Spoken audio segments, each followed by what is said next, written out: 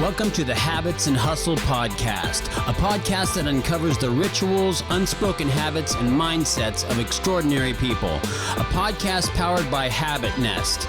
Now here's your host, Jennifer Cohen. All right, you guys. So on today's episode of Habits and Hustle, we have a really good guest. We have Dana Cavalea. I said the name correctly. You got it. And Dana was the director of strength and conditioning and performance for the New York Yankees. Left a few years ago and has a very thriving career as a performance coach. And I was going to say, if you're going to work for any team as a strength and conditioning coach, the Yankees is probably the best team to work for, in terms of like brand recognition, correct? Right. And we had some unbelievable players through the years too, that help enhance that brand. Oh, absolutely. And you got them to the World Series, and there's... Yeah. We World Series in 2009. That's when we won. Right. But, we're competitive every year. So we were in the playoffs every year. That's kind of what we do in New York. That's right, of course. So first, I'm just curious, what exactly was your role? What did you do from A to Z as director of strength and conditioning? Man, so my role was to oversee basically all aspects of performance. So when you look at a player, you see the player on the field, but there's a lot that goes into getting that player on the field, right? So everything from stretching to helping them with their mindset, helping them with their nutrition. For some guys, it's helping them to lose weight. Other guys, it's helping them to gain weight. Right. So it's understanding where the player's at today and where we want to take that player. And then what are the steps, strategies, and processes we use to get them game ready. Right. So how did you even get that job? I mean, that's probably a very coveted job in terms of any type of training place. That would be the number one, the pinnacle of any kind of coaching, strengthening position. Yeah, I started, believe it or not, as an intern working for free at 19 years old. So I decided to go to the University of South Florida down in Tampa, leave New York, and go to the land of the palm trees on the East Coast, that is. Right. And, I loved baseball, and I had to make a decision myself. Do you want to keep playing, or do you feel like there's a better fit for you, maybe in another role? And I realized that I wasn't good enough to make it to the big leagues as a player, just by my own self-analysis and the analysis of Major League Baseball scouts. So I said, what do you love most? I loved training for the game. And I also loved coaching people. And I had some great coaches and I had some bad coaches. And the bad coaches set me back and the great coaches accelerated me forward. Right. And then I realized, wow, there's a position where I can combine the training and the coaching, and it's called strength and conditioning coach. Let me do that. So I started working at the University of South Florida with a football team, a sport that I really didn't have any interest in. Right. And the Yankees come to spring training in Florida in February. So I drive my old car up to the stadium because I knew they were in town. And I walk up, I park about 1.5 miles away, and I'm taking pictures of the team, Derek Jeter, Mariano Rivera, Roger Clemens, all these great players with my flip phone through a chain link fence. A flip phone, oh my gosh. Yeah, so it takes back to about 2002 we're going back to. And later that day, I ended up going back to my internship at the university. The head coach says, hey, Dana, can you come into my office? I want to talk to you. Now in New York, when someone says, come into my office, I want to talk to you, you're about to get whacked and you're done. So I ended up sitting with him and he said, listen, I just got a call from the head coach with the Yankees and they need somebody to basically hand out water, hand out towels, and watch the weight room while the head guy's on the field. Would you have any interest in that? And I said, you know what, as a matter of fact, I just got back from there and I would love that opportunity. So I said, when do I start? He says, you start tomorrow. So the next day I get back in my beat up old Mazda 929 car and I drive up to the stadium. This time I got a spot up front waiting for me, which was really cool. I walk in the main office. They say, hey, are you Dana Cavalea? I said, yeah. And she says, okay, well, here's your credential. So they throw it around my neck. It says my name. It says C for clubhouse, F for field access. They walk me in to meet the head equipment guy. And he throws me in Yankee gear, and next thing you know, they're escorting me out to that same field I was taking pictures of a day earlier, and I'm right in the middle of a team stretch. Wow. Looking at all these players. So that's how that happened. And then literally about 2 years later, between that time and 2 years later, I did a lot of working for free, learning my craft. And they hired me as an assistant. And a couple months into the season, they let the head guy go, and they advanced me as a 23-year-old kid, basically, to run the organization from the performance side of things. So it was a great journey. That's amazing. I can't imagine being like a New York native and then being able to like work for the Yankees. That's like a dream come true for any guy. Yeah, well, it's crazy because, you know, when you're in high school, you're buying Derek Jeter's shoes, and a few years later, you know, you're hanging out with him at dinner and a movie theater and flying on his plane, and it's like, this is pretty cool. But what's even better than all that stuff is actually getting to know the guys as people, not just players. Well, you know, I should say also, I didn't say at the beginning, you wrote a really good book. It's called The Habits of Champions, right? Habits of a Champion. Nobody becomes a champion by accident. And I actually think it's I'm not shocked by it, but it's a very good read. And it's very, there's a lot, it's very like, it's just basically to the point. There's not very much fluff. It's basically, here are 15 things that make a champion. Wasn't it 15? There's 15 lessons in there, and then like a lot of sub lessons within that. And I loved it. And you know what I also noticed was, and I'd like to see this, like people hear all the time, like Derek Jeter is like he's a gentleman, he's like a class act. And in your book, you it sounds like he really was. You kind of referenced him a lot, you quoted him a lot. Yeah. It sounds like you learned a lot from that relationship. Yeah, so here I am. I'm brought in to help these players, you know, with their overall performance, and it's a very reciprocal relationship.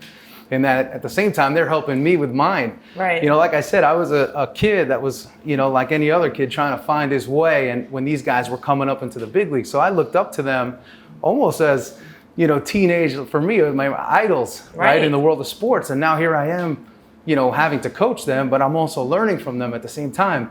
And I learned what makes great players great, what makes average players average, and what makes players that come up and go right down, those sort of players. No, I think that's a great segue into what I was going to say to you and ask you. The first thing that I saw in your book, which I love the way you worded it, was like, you got to hate to lose more than you love to win. Yeah.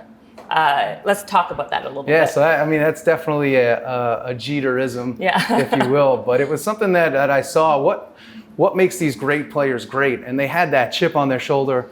They had an edge to them. And it wasn't forced. It wasn't something they faked. It was just something that came with their package, right? They had an expectation of personal excellence. And that personal excellence, they also, they put that expectation onto you as well. Right? So you better be on time because I'm on time. Right? You better approach your day the way we approach our day, which is like that of a winner, right? There's no excuses.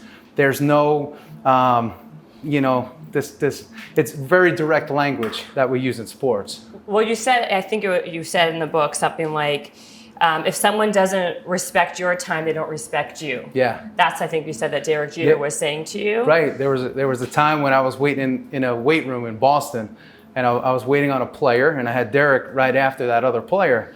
Derek came down early, and he said, "Hey, what are you doing here?" I said, "Oh, I'm waiting for so-and-so." And he says, "Well, where is he?" Who was so-and-so? I can't tell you. Why not?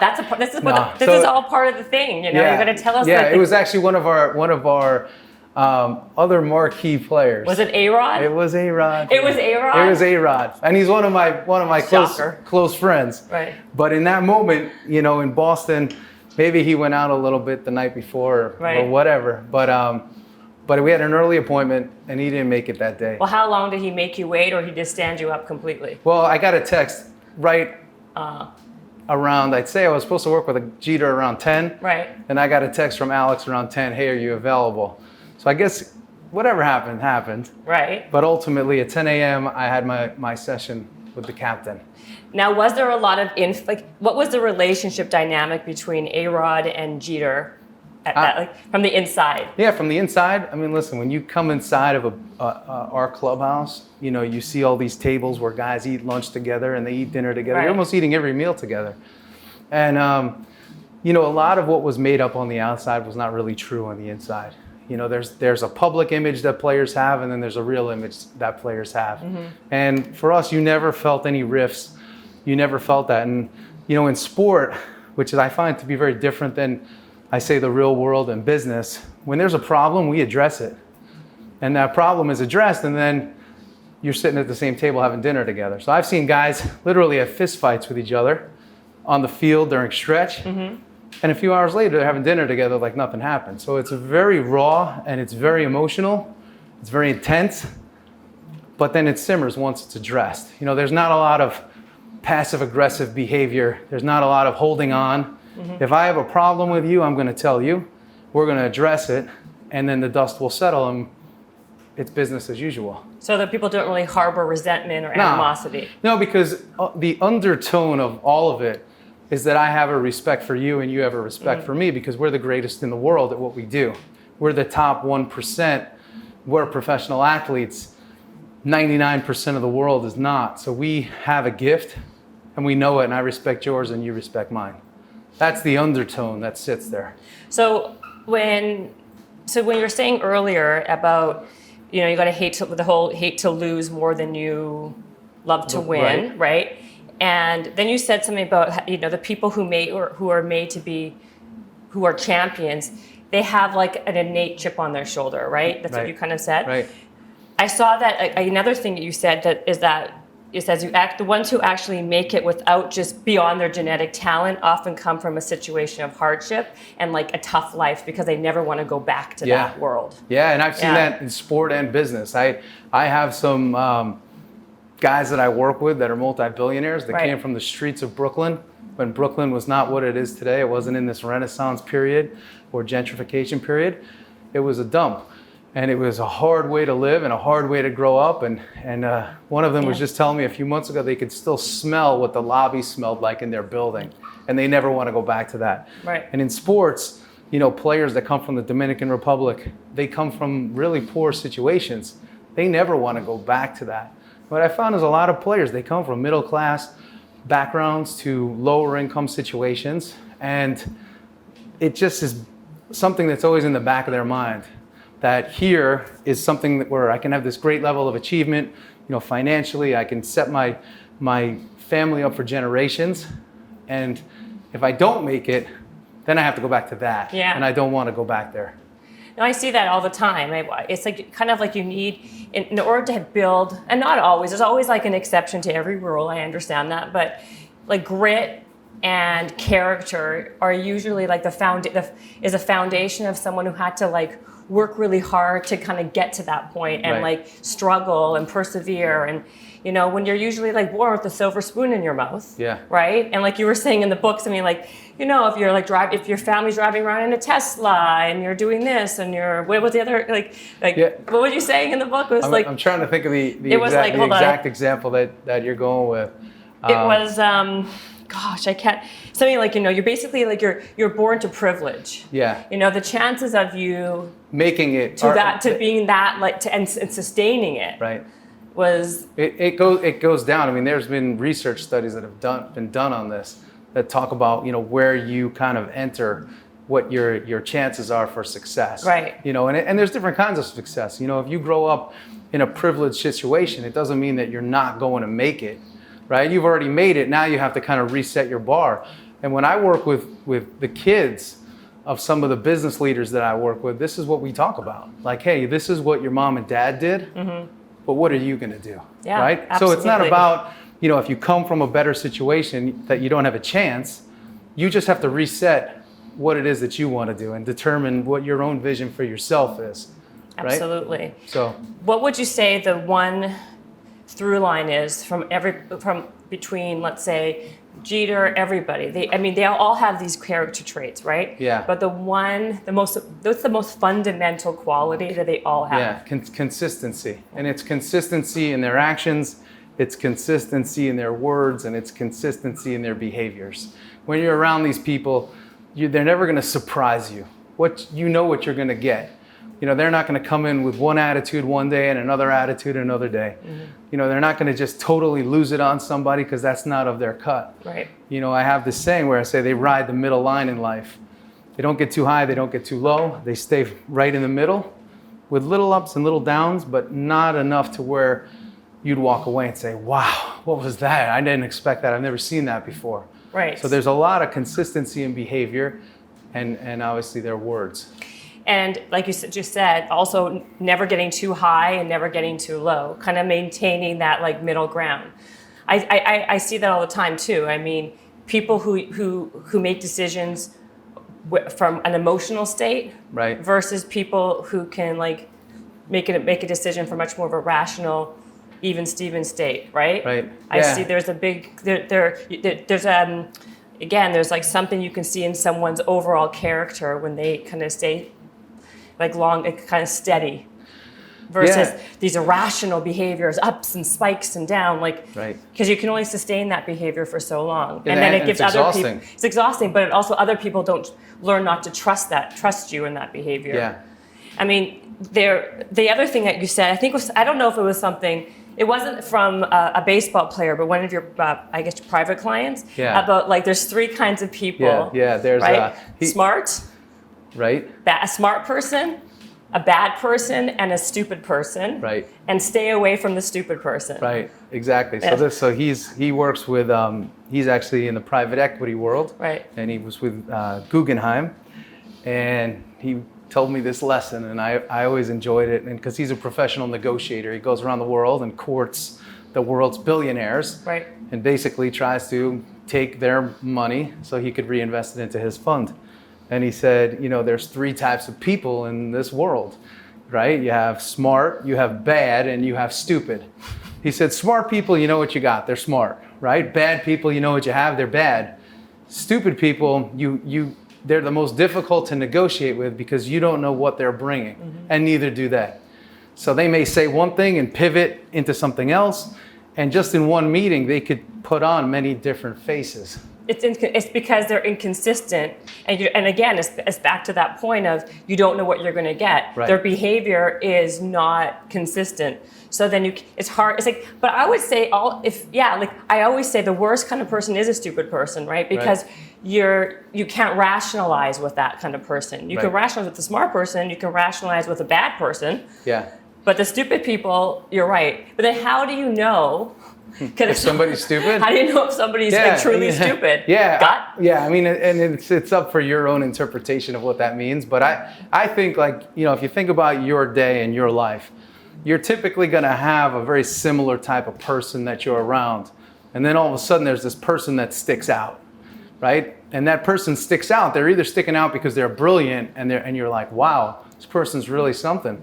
Or they're sticking out because you just can't figure them out. And they make you feel a certain way, and you feel uneasy, and you don't know how to handle them, right? Right. So true. So that's how we will classify stupid. It's just somebody that doesn't kind of fit your natural daily mold or interactions of the people that you're used to being around. Wow. Yeah. No, that's and I think anybody who would listen to you say that can think about a time and an experience where that's so true, right? Or a couple names. A couple of names that come to mind pretty easily. How is it different now? Like, as you segued out of, working with a professional sports team, now with CEOs and all these like high level executives, how has that transition been? Like, what's the difference? There's a lot of similarities in terms of expectations and intensity. The one thing I find is a lot of executives and a lot of leaders, number one, they haven't been coached in a really long time, if ever, right? Since their youth sports days. Number two, they haven't actually been trained on how to handle the aggressiveness of their schedule. They haven't learned how to manage their own schedule oftentimes. They haven't learned how to manage, their own personal life, personal relationships as it relates to their whole career, right? In sports, we're grooming these guys to deal with those things. If they have an issue with a spouse or with a girlfriend, boom, we're right on it to talk about it. As a business leader, who are you going to? Right? You're going to have to hire maybe some sort of psychiatrist, but if they don't understand everything about your work and how your mind works and the intensity that goes with what it is that you're doing, it's a little bit different. So where I come in is I work as a personal coach now to these executives, to these leaders, as well as still working with professional athletes, as kind of this behind the scenes go-to support that they have somebody where they could lean on. So I help them design their physical training programs, their mental training programs, and wrapped around nutrition and wrapped around all of that is just someone to talk to when they're dealing with something. Well, you know what? You saw this in the book, and you said about fit to win, which is one of the habits, right? Yeah. And of course, me coming from the fitness business and world, of course it resonates, right? Because I think a lot of people don't understand that when you are physically fit, and you're eating properly, working out, doing all those things that taking care of yourself, it is a direct translation into how you act and are in the rest of the world. Like how you do one thing in life is how you're going to do everything else in life. Right. And then it's like people are always like, well, how? And they say this to me, like, oh, okay, so now you did that. How did you ricochet into being a performance coach with all these CEOs or whoever? And it's like, you know what? Because when you get the fundamentals down, which is like how to take care of yourself, create habits, routine, and the physical and the fitness and the diet, that it tweaks your mindset. Yeah. Right? And that's when you have a different mindset, you behave differently to the world. Exactly. You're a perfect person to be that person for. Yeah. And I've enjoyed it. I approach them as if they're athletes, as if they're, Derek Jeter. Again, I'll talk about these executives. A lot of them, they're like wild dogs. They're aggressive, hungry, wild dogs. And what's plaguing most of them, right? Stress, anxiety, and a mind that's all over the place. And somebody says, well, now here's what you should do, right? You should do meditation and you should do deep breathing and all that. And I say, what do you do when your dog's going crazy in the house? You open the door and you let the dog out. Right. We have to teach them before we get into meditation or that, these guys are high energy, high octane. We got to burn that top layer off. And then we could get into the other things. But not even about meditation. I think the importance of having a structured routine, if meditation isn't even your thing, and you say this even in your book, then pick what works for you, right? Yeah. So I think having just working a lot, and you said this also, doesn't necessarily equate to being successful or really anything. What makes you successful is having a really honed in schedule and being efficient. And owning that. Because at the same time, if you don't own it, now you're vulnerable. And now you're questioning, hey, I only worked 4 hours today, but I got everything done that I had to get done. But this guy over here, he's working 8. Maybe I should work 8. And then, again, we'll go back to the pro athletes. They have a tremendous amount of conviction. They don't care what you think. They don't care what I think. They're very coachable. But they have their core values, they have their focus, and they know where they're going. It's just a matter of who's coming with them. I was going to say to you, how do you find it difficult to coach someone? All these people who have type A personalities, they tend to want to do things their own way and want to do things on their schedule, which is kind of like the irony of this whole thing, right? Because those are the people who also invest in coaches because they want to level up and make it better. But at the same time, it sometimes can be hard to train them. What are your strategies to help people who are super type A listen to you and put them on a very strict schedule that's better for them? Something I always say is I'm not afraid to wrestle them like an alligator, right? So these guys there, and ladies too, very aggressive people. Typically, I always say you got to get on top of them, right? Because nobody ever gets on top of them. But what I find in coaching them, they'll always give you something. And then when you find that something, you hammer. Whatever that something may be, it's different for every single person.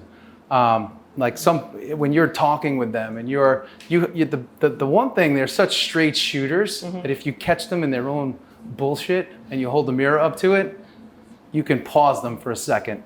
Because nobody, again, think about their position in life. They're used to telling, they're always used to playing offense. So as soon as you can get them in a semi-defensive position, you've now created a hole. And then a great coach finds that and goes right at it. And that opens up the dialogue. So I know it's a little bit deep, but no, it's it's not anything that I can understand. Though. Yeah, it's not so deep that some people may say, "Wait, what do you mean? What no, are I you talking understand about what you're saying. You're saying that usually people have they show you something where you can then a small little sliver where you can open up and go through it, but.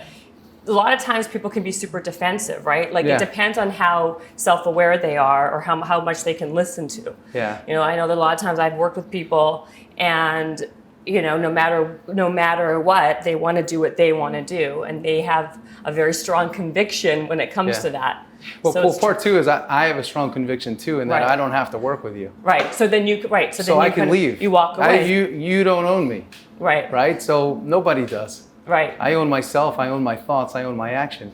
So at the same time, if you're asking me to come and help you, and you're not coachable, I'd treat you like any other uncoachable player. When you're ready to be coached, let me know. Has there been anybody that, in your experiences, has been uncoachable? Yes. Okay. 100%. Anyone I know? No. These are guys, and I will say what's interesting about a lot of the guys that I work with, especially on the business side, they don't want to be known. They're not like the household names, in business, but they've been very successful.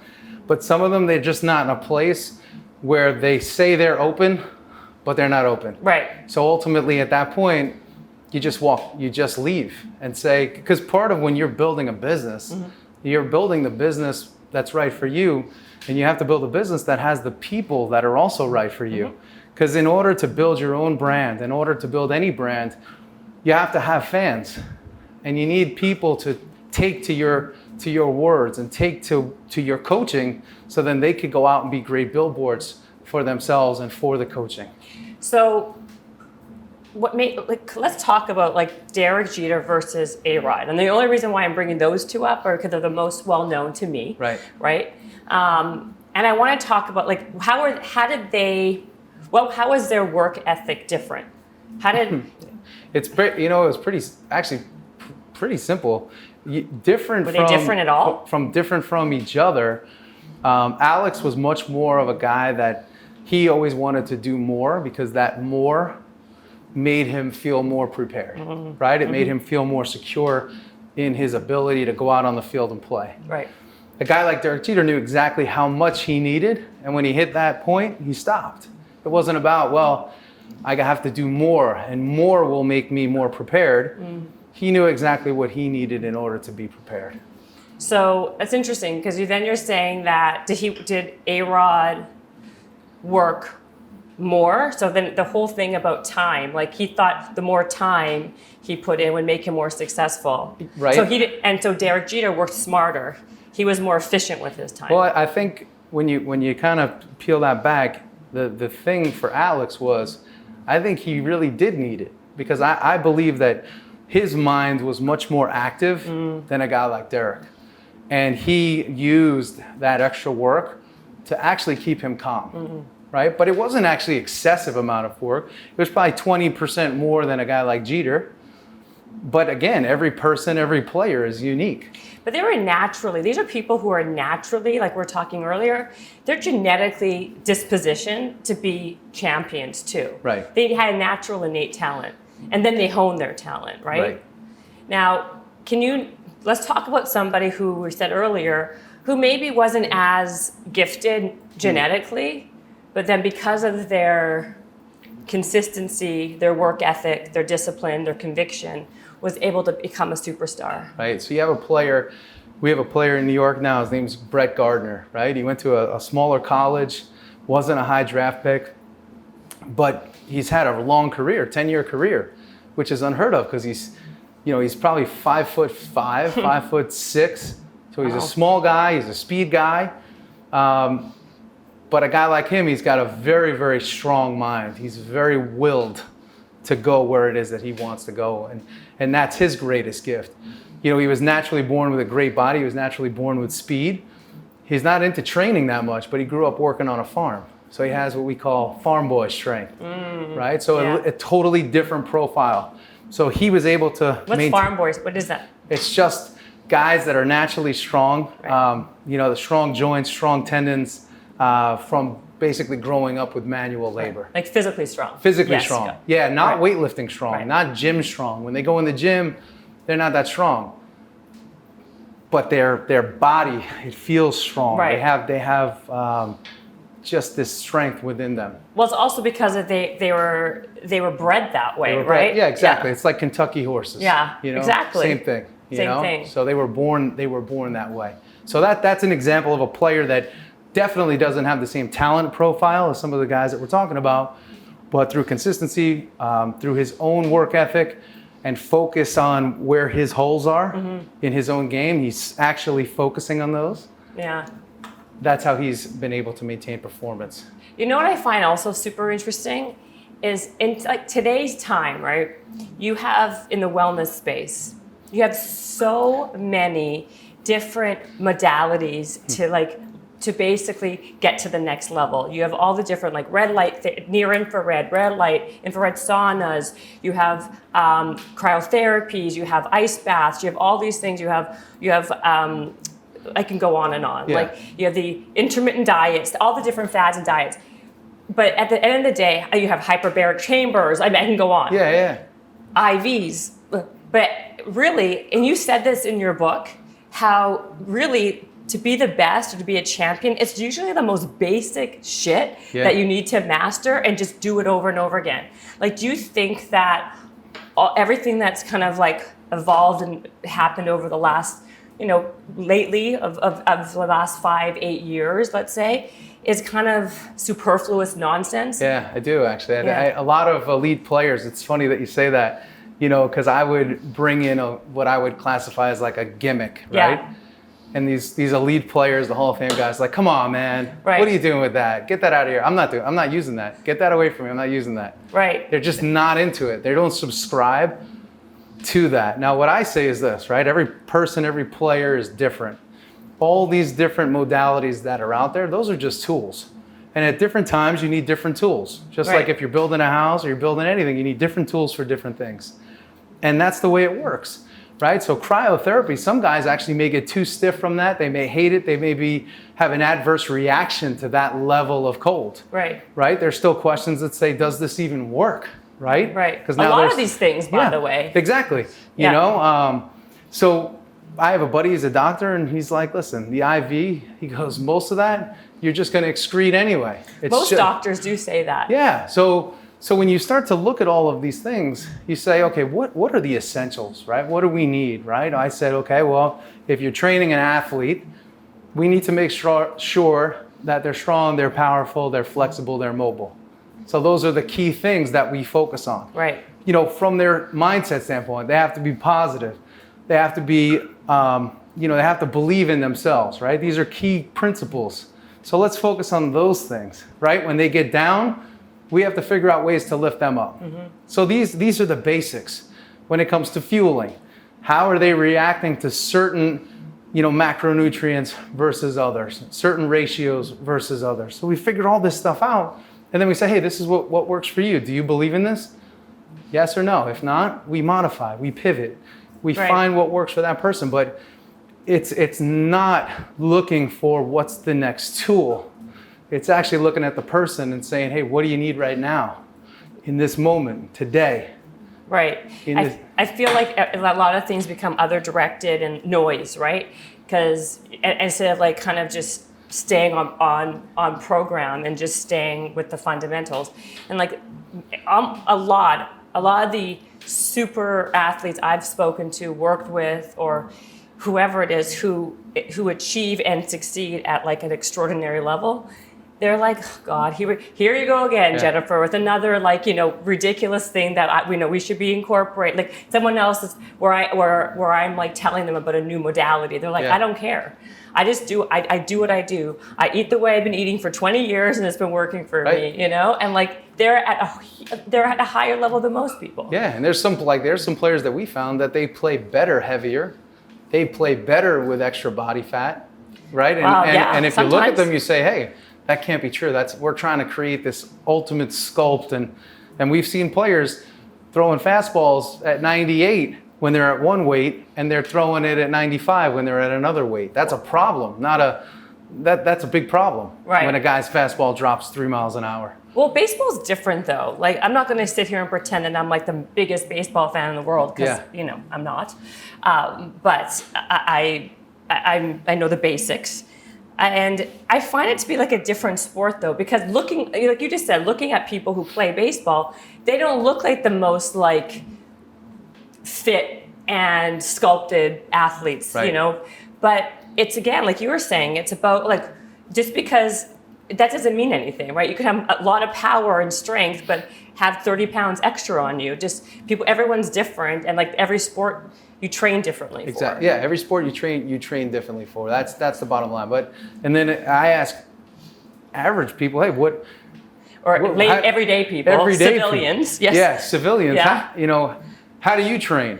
And they have no idea. Some people, they're always guessing, right? There's no plan. There's just a constant guessing that goes on as to how they go about. They don't know why they have a good day. They don't know why they have a bad day. Right. They don't know why they feel tired some days, and some days why they feel good. They don't know why they sleep poorly one night and why they sleep great another night. They have no idea, right? They know more about their car than they know about themselves. No, I mean, so basically you're saying that people should have a plan.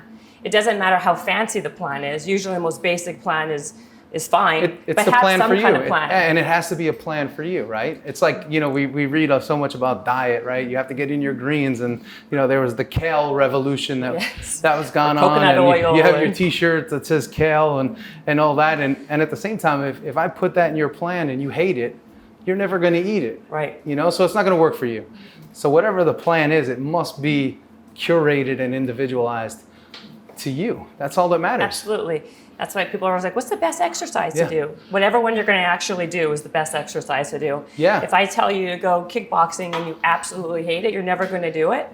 So I think it's trial and error. People have to try things to know what works for them and what they like to do. Totally. And in pro sports, Yeah. what's a little bit different is, like, for me, I had to oversee $300 million in human assets, human capital. Right. And they all come with an injury history that some are this big and some will go down to the floor. Right. So we also have to teach them and protect them from themselves, right? If you have a history of lower back issues, there's certain things that you just can't do.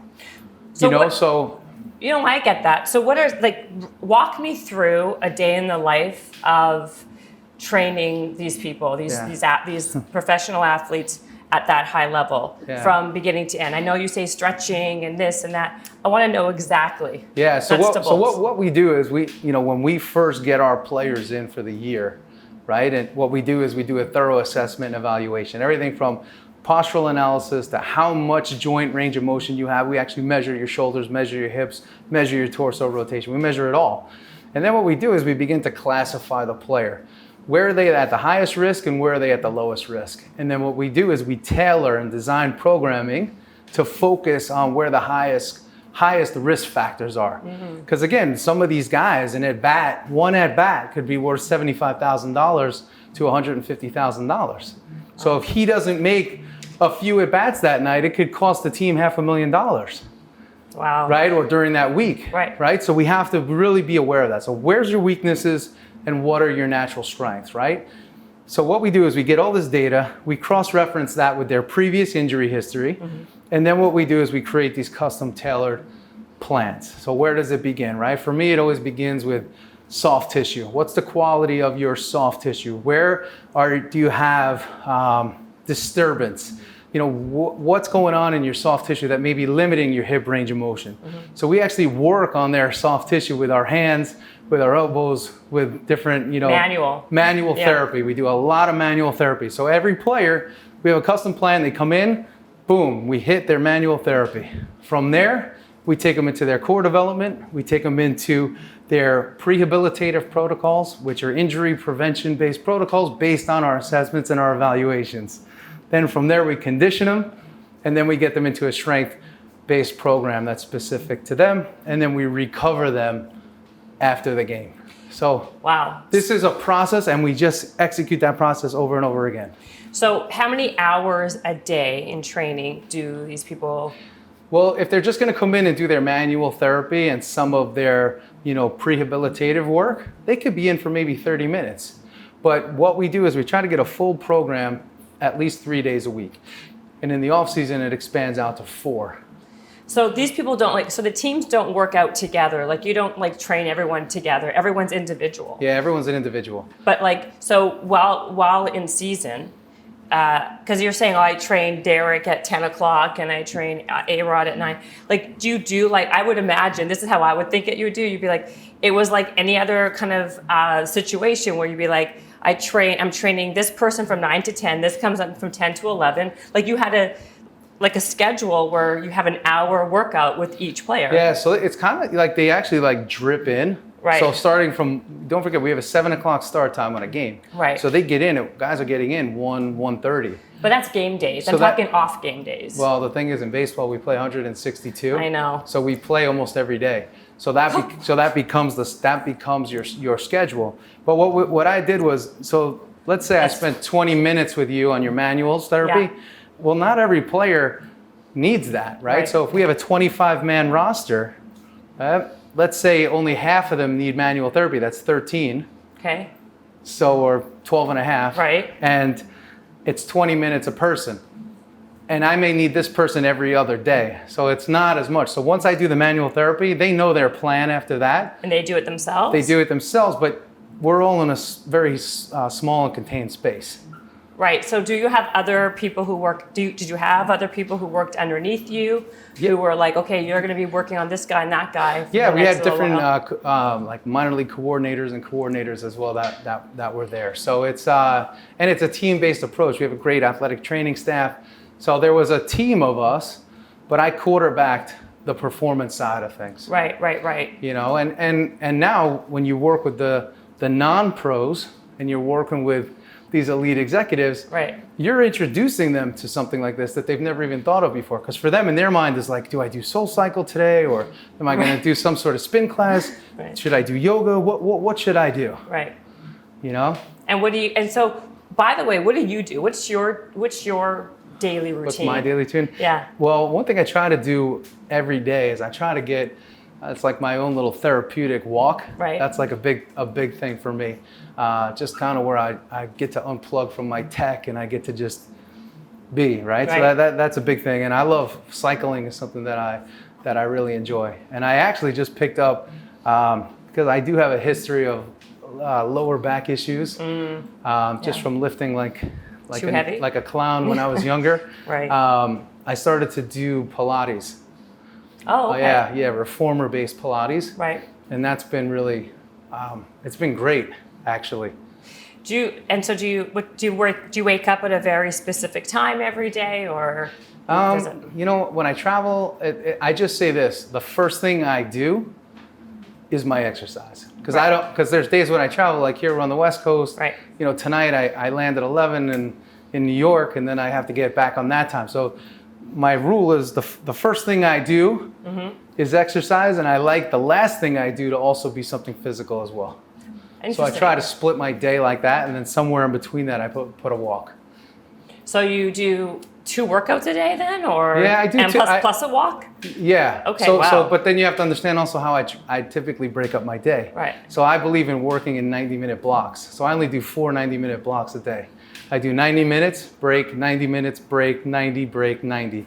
So I'm working 6 hours a day, typically 4 to 6 hours a day in these blocks, because I can't give you more attention than 90 minutes. I'm not wired like that. I'm an on-field coach. I'm used to being out there. So when I have to write a book, I'm not sitting writing for 4 hours. I'm writing for 90 minutes, and then I get up and do something else. About 30 minutes, I can be active, moving around, and then I'm back at it again. So You know what's great about that, and I like that, is because it truthfully is like, it's reality for people. Like you were saying, and I was like, a lot of things that you were saying in that book, I was like, oh my God, I totally agree, that resonates.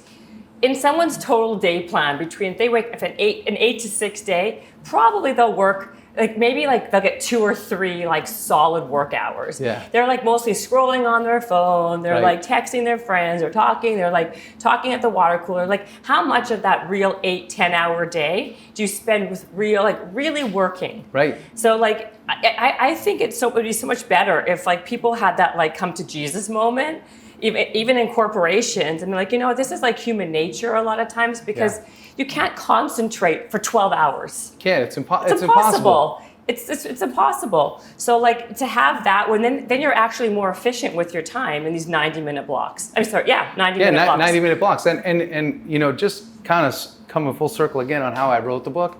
You know, as a coach, you're always reading, right? You're always trying to develop yourself so you can then pass information and develop your players.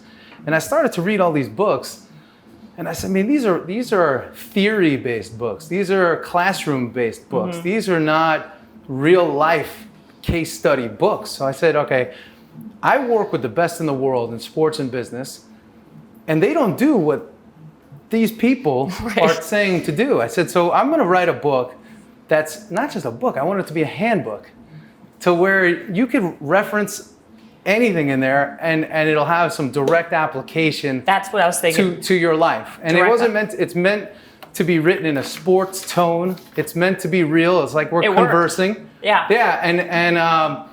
And that's what I wanted. I wanted people to know, listen, high performers, they deal with the same thing that you deal with. And just because you're not, you don't have this perfect routine yet, you can get one. Mm-hmm. And when you do get it, you'll probably struggle with it too. Right. So it's all normal. So we're normal, I'm normal, you're normal. Don't feel weird. It's just what it is. That's what I liked about it though. Like it was easy to get through because it was, like I said at the beginning of this podcast, it was kind of like a handbook. Like you can turn to anything at any time and have a practical piece of information that you can adapt, that you can integrate. And it's like, yeah, you know what? That's true. Look at that thing. And it's not hard. These are not hard, complicated theories. It's very doable. Yeah. Right. Like even stuff as simple as, loyalty. How important loyalty is for success. Like having loyal people around you. You being loyal. What was another one that was just for a winning formula? Yeah. One of my favorites in there is. If you're going to eat, you got to digest. So a gentleman that gave me that one is one of my clients. He's a multi-billionaire, and he's an amazing guy. He only works 4 days a week. Right. And he told me, he's like, you in business, right? Everybody's so hungry, right? They're all in that hustle mode. They're always hustling and they're working to acquire. He said, but when you acquire something, it's very important that you sit with what you acquire. And let that kind of expand and let it open up and see what that acquisition is going to do. Don't be so focused on the next acquisition. Yeah. Sit with what you have and develop it and see what happens naturally with that. It's hard sometimes. Yeah, and the story was that. like I opened a bunch of gyms in the New York area. Yeah. And this guy was my client the whole time, and I opened one and we were doing great. So the amateur mind says, well, let me open another one. Right. And then that starts doing well, and then I said, well, I got something here, let me open another one. And he says, I was watching you bury yourself. And I said, well, why didn't you tell me? He said, I did. You didn't listen. So that's how that story evolved. But it says if you're going to eat, you better digest. Yeah. So that's a simple lesson. It is a simple. It's a great lesson. And then also reframing. Who was that? Yeah. You talked a lot about reframing, like ideas. Like people get themselves very worked up over like the big day, the big game, the big moment in life. Yeah, so that's a great story I always tell about Mariano Rivera. And I go back to, this started in 1995 when I watched him pitch for the first time. And this guy is a skinny Panamanian kid. And I said, what's he going to do? And he leans back and he throws 97 miles an hour. And I said, wow, you have my attention now. And, I was in high school at the time, so I'm trying to figure out who I am, what I stand for, and everything else in between.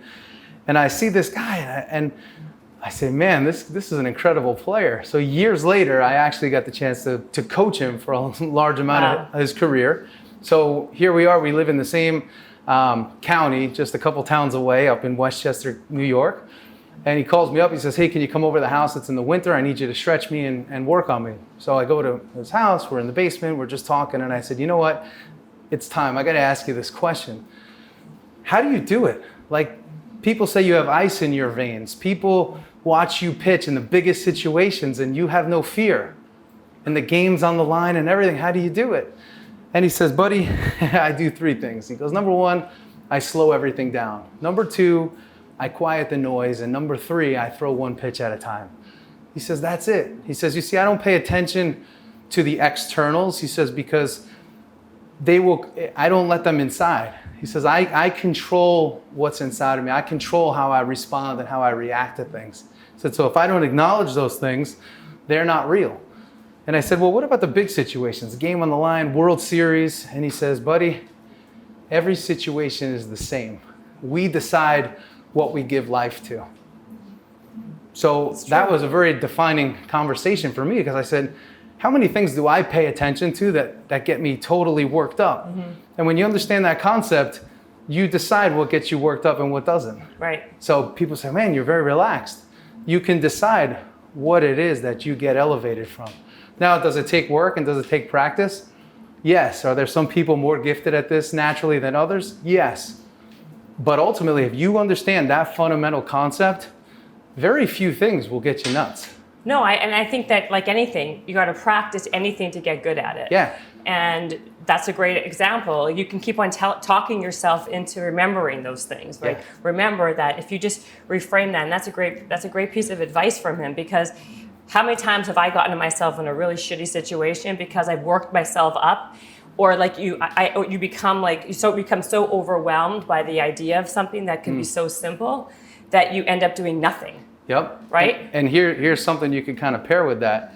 I say, well, why are you so wound up? Like, why is this little thing causing a spillover, right? Right. And I think it goes back to what a lot of us deal with today. There's so much consumable information. We have so many things that we're doing and trying to do and accomplish. And it's like, well, what if we can get really singular? And what if we can say, hey, for me right now in my life, what is the greatest like income producing activity that I could do, right? So if it's a podcast and that's where your position of strength is, then that's where you double down, right? But too many of us, we try to do too many different things in order to achieve this one goal. And we may not need to be doing 75% of those things. Yeah, exactly. You know, there's usually a 25% that's really what's generating you your result. Right, you can be spread so thin and you end up doing a lot of things kind of half-assed versus being focused on one thing and doing it exceptionally. Yeah, and A-Rod gave me a great quote years ago when we were talking about this. And he said, listen, I prefer to go an inch wide and a mile deep instead of a mile wide and an inch deep. Such a good time. It's true though. Yeah, it's totally true. You know, and the more people I meet that are at the top of their game, they don't do a whole lot. They know exactly what they have to do to get the result that they desire. Derek Jeter knows exactly how many swings he has to take per day to get that result. Absolutely. So the question I always ask is, do you know what that is? Do people listening, does anyone, do you take the time to think about what is the one thing that I could do, or one or two things that I could do to get the biggest result? Absolutely. I like that. That's very true. And I see that Alex A-Rod, otherwise known as, I call him A-Rod anyway, he is one of your testimonials on your book. Where's Derek Jeter though? I see Brandon Steiner, John Gordon. Yeah. But Alex Rodriguez. I didn't ask Derek Jeter actually on what? that one. Yeah, Why? I know. Well, I wanted one baseball player, I wanted one guy in business, and I wanted one author. Do you still speak to Derek Jeter? Yeah, and I have other books I'm working on now, so you'll see some of those other names. Well, you know what? I hone into him because, like I said, I'm not like an aficionado. I'm not a pro at baseball. But he's one of those guys that's always stood out to me and probably every other girl. But not because he's cute and has nice eyes, but he always came across like a class act. Yeah. Even without you telling me that or even reading the book, like I said, you can just tell people he had that, like he has a vibe about him. Yeah, there's a grace and a professionalism Absolutely. that's brought to each situation. Yeah. So in the book I wrote, Derek Jeter's just an introverted guy from the Midwest. Wow. That's what he is, and he's maintained that, and he's stayed that his whole career. And he's not like a media whore. You don't see him. I mean, he's kind of just like low key, does incognito. his thing. Yeah, he doesn't need to prove anything to anybody. Nope, and he knows it, and that's again going back. When you look at these guys that have had immense success, I have clients in the business world. They try to not do articles. They don't want to do media. Right. They don't want to bring any attention to themselves. Right. I mean, to be at one team for 12 years is truly amazing. Yeah. Because it's a business, I feel, that there's a lot of turnover, right? And there's a lot of pressure. And there's a lot of follow the money. Like, did you get a lot of people come after you and try to poach you from every other team? When you are with the Yankees, you become a very valuable commodity in what you do. So there were opportunities, with other teams. But for me, I said, when you stop your career, where's the best place to stop? Right. And that was what I said. I said, you know what? When you can take the Yankees name with you for the rest of your days, it's a good place to stop because there's some real legends that were a part of that. Oh. So it's really cool. And And I just enjoy sharing those, it's amazing. Those stories with people. Do you know first of all, you started with the Yankees and you stopped with the Yankees. So you also did you began your career. And that's what I'm saying. Most people don't begin and end their career at the same place.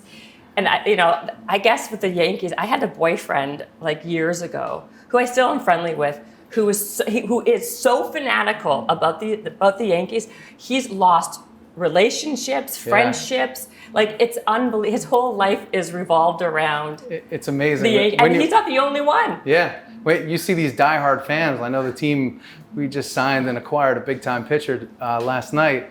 And you go on social media and it's everywhere. People are going crazy for this move and excitement, and I could see it. Sometimes we look at these fans and say, man, they're crazy. And then I remember I was one of them at one point. I was going to say, as a young kid. I just can't imagine how surreal it must be for you, just as a guy being such a fan, like I said, and then now working for them for so many years. Like, how did your perspective? And then we'll end with this a little bit, but how did your perspective change at all afterwards? Well, you know what? When you are affiliated with an organization that, again, professionalism is number one, but I think number 1A is winning, right? And you're bred to win, and you're bred to think about winning, and you're bred to see victory and feel it. I don't think that conversation is had very often today. In our, just I don't come across people talking about winning and going after it in that way that sports kind of instills in you. How about the Dodgers? People are huge Dodger fans too. I think everyone's a big fan of whatever team they have. Well, yeah. But Yankees is like next level. I get it. It's next level, and I think I'm talking more. I would say that I'm talking more of just being brought up in sports. Right. Because the energy that is in sports is. It's an amazing thing. I mean, to actually wake up and say, I have to go win today. And I need to get these guys ready to win today. Like, you're thinking about nothing but winning. Right. And it's what you're judged on. It's what your performances are based on. It's whether you get the ring or not at the end of the year. By the way, I love that ring. Thank you. You're welcome. And if the Dodgers called you today and said, hey, you know what? We'd love for you to come on board as a director of strength and conditioning, would you do it? You know what? I'm at a place in my career where I actually like the diversity of what I get to do. Like, tomorrow, I'm flying back to New York tonight.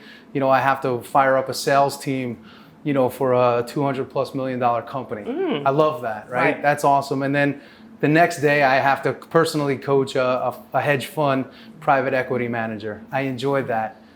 And then I also have my athletes. So.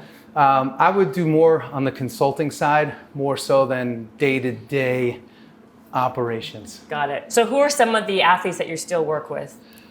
That I still work with? Yeah, you said you have some independent people you still work with. Well, you know what? I'm working now more with like college kids that are kind of moving up and guys that are moving into the minor league ranks. So it's kind of cool to be able to tell these war stories of these names that everybody knows, and then be working with the next generation of players. Right. And it's cool to be able to give them the insight and the intel that they don't yet have. Absolutely. And kind of prepare them for what's in front of them. Well, and I also want just to say this: you did write a children's book, right? I did. I wrote 2 of them actually. Two. I wrote one. You know what it is? I went to go talk to a school. And I talked to middle school kids about leadership. And it was so cool. I would invite these young kids up to the microphone to face their class, the whole school really. There was about 250 kids. And I would have the kids come up and say, hey, tell your classmates one thing that you're afraid of. And for a little kid in middle school to do that and tell the kids in front of them that, it was big. So what happens next? All the kids start clapping. Naturally, I didn't invite it, it just happened. Wow. So then I invite the next kid up. And it was like this therapeutic experience for these little kids. And I said, man, you know what? I want to create a book and a series of books called Champion Kids. Oh, that's the series, Champion Kids, where I take lessons from sports and address topics from bullying. And that's my book, Johnny the Jet Saves the Day. It's about a baseball player on his way to the field. He gets pushed off a bike by the neighborhood bully. And instead of fighting back, he says, you know what? There's something going on with this kid. There's a reason why he's behaving this way. Let me invite him to join my team. And he becomes one of the best players on the team. Oh and then after that, I said, well, I have this book for boys. I mean, girls read it as well. I said, let me write something for girls. So I created a book called Girls on the Run. And it's about my niece. Her name is Melina. And she becomes a soccer player, the best soccer player in the world. And she has to go up against this team called the Mean Girls. And she knows she can't beat them by herself. So she invites her teammates to come together. They put their hands in, and they become known as the Girls on the Run. And it's about girls working together instead of as their own independent entity. So working together. Like teamwork. Teamwork. You need to. I need to see these two books. First Yeah, of all, we'll I have get a them 4. to you. Yeah, please, because I have a 4-year-old girl and a 6-year-old boy, and I did see briefly about the baseball book, and I'm like, oh my gosh, my little one Dylan will love this book. Yeah. So I love that.